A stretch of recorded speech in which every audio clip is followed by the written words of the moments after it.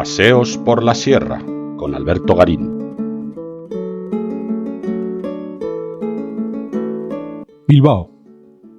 surgido como pequeña localidad a comienzos del siglo XIV en la orilla oriental de la ría del Nervión, ese sector que hoy conocemos como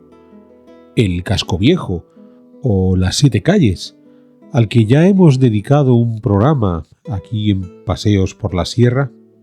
comenzó a ampliarse a finales del medievo, cruzando esa ría hacia lo que se conoce como Bilbao la Vieja, para ya por fin, durante el siglo XIX y en particular a partir de 1876, plantearse el ensanche más amplio de esta vieja villa medieval en el lado occidental de la ría, ocupando la anteiglesia, la vecina aldea de Abando. Y es ahí donde a partir de 1876 se puso en marcha ese ensanche proyectado por Achúcarro, Alzola y Hofmeyer, que hasta hoy sigue siendo la parte más noble, más distinguida de la capital bilbaína. Y en el corazón de este ensanche, la plaza de Moyúa, la plaza elíptica, cuya urbanización definitiva se llevó a cabo en 1940 por el arquitecto José Luis Salinas. Habría una reforma posterior por parte del hijo de Salinas medio siglo más tarde.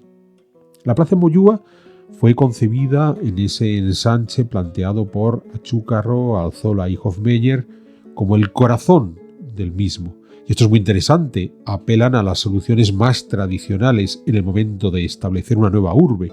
que la plaza sea el punto originario a partir del cual ir trazando las diferentes calles que van a configurar ese ensanche.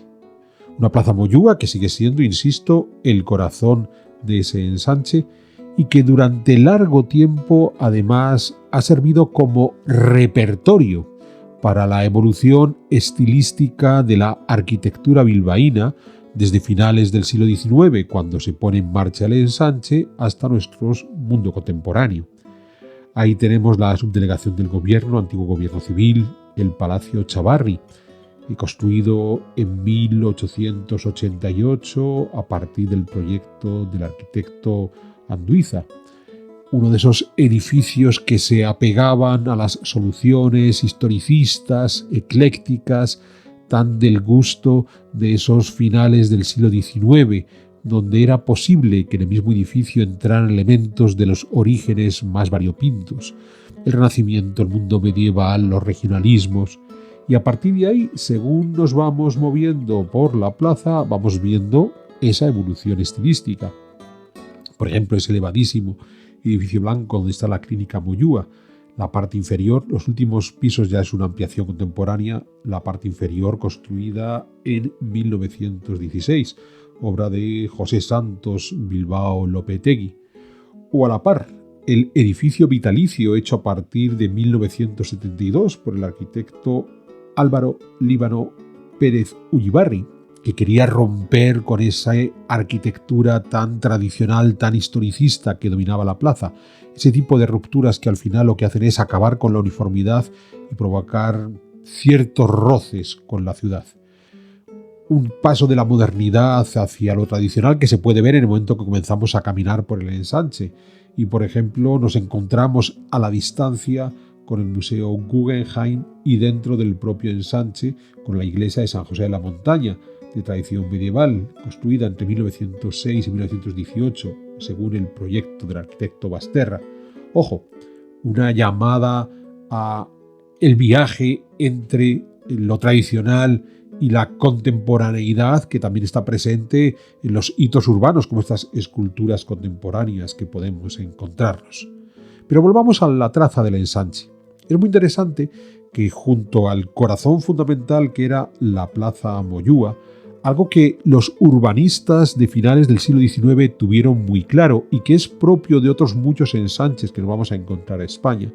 es permitir que un sector amplio de ese nuevo ensanche se convierta en un pulmón para ese ensanche. En este caso, ese pulmón es el parque de doña Casilda Iturrizar, que para los bilbaínos sencillamente es el parque. Esto es muy interesante porque si pensamos en las grandes ampliaciones urbanas que se llevaron a cabo en España a finales del siglo XX y comienzos del siglo XXI, si bien es cierto que las alturas de los edificios se controlaron 4 o 6 niveles, los patios interiores de estos edificios eran patios de luces más amplios que los que podían existir en construcciones previas, se perdió ese concepto del gran pulmón urbano inserto dentro de la ciudad, a pesar de los exitosos que son estos pulmones urbanos. Claro, hay lugares como Madrid que lo heredaron históricamente, como el Retiro o el Campo Grande en Valladolid. Hay otros sitios como en Guadalajara donde se concibe ese pulmón, que es el Parque de la Concordia, o aquí en el caso del parque de Casilda Iturrizar, el parque que por supuesto restaba cantidad de superficie edificable dentro del ensanche. Es más, a los 20 años de ponerse en marcha el ensanche ya falta espacio, pero eso no implica que se tenga que urbanizar el parque. Se considera importante no solo la plaza como punto neurálgico de origen de la ciudad, sino los parques como espacios recreativos que inevitablemente tenían que pasar a formar parte de estas nuevas ciudades de finales del siglo XIX. Por supuesto, estamos ante la superación de la ciudad industrial, aquella que criticó, posiblemente con acierto, un tipo como Engels, donde hablaba de la masificación de los habitantes de esa ciudad industrial y la necesidad de generar estos espacios de recreo, no patios más amplios, sino auténticos pulmones que permitieran espacios recreativos donde los ciudadanos volvieran a encontrarse cómodos dentro de estas nuevas ciudades. Y el Parque de Bilbao es un ejemplo de estas soluciones. Un parque que además se completó con una dotación cultural tan destacada como el Museo de Bellas Artes, cuya parte posterior veíamos hace un instante y que en estas fechas, en la parte más tradicional, la historicista, está siendo llevada a cabo una reforma. Pero volviendo al trazado urbano, saliendo de este inevitable y valioso pulmón que se creó en el ensanche, el trazado urbano se vertebraba a partir de la Plaza Moyúa, se iba a generar una gran avenida, la Gran Vía de Lope de Haro, y a partir de ahí, en esa Gran Vía, que iba a ser un eje perpendicular a la Plaza Moyúa, era cortada por 2 ejes diagonales, generando de esa manera no un trazado cuadriculado, sino una cuadrícula que a su vez iba a estar cortada por esta serie de diagonales,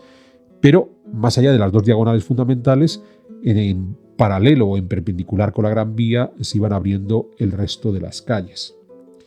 Y la confluencia en los cruces de estas calles, ya fueran las calles perpendiculares, ya fueran las calles en diagonales,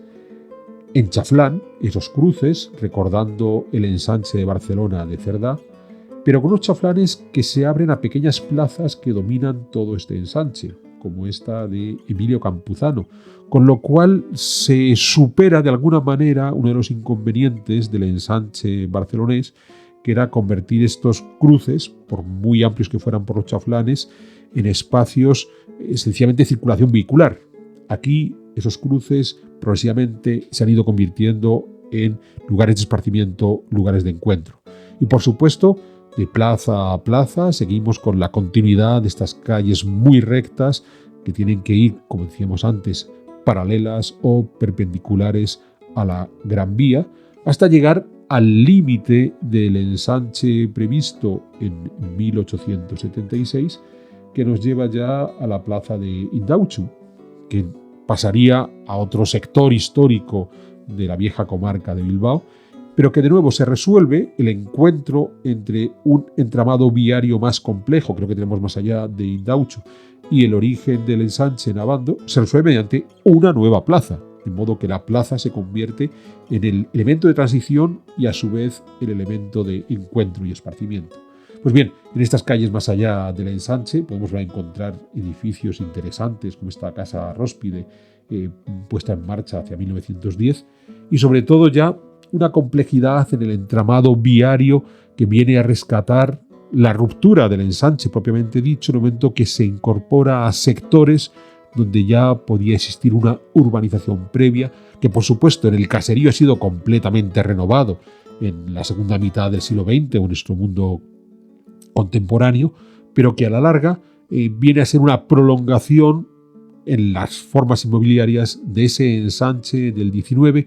que fue organizado con esa idea de confort y crecimiento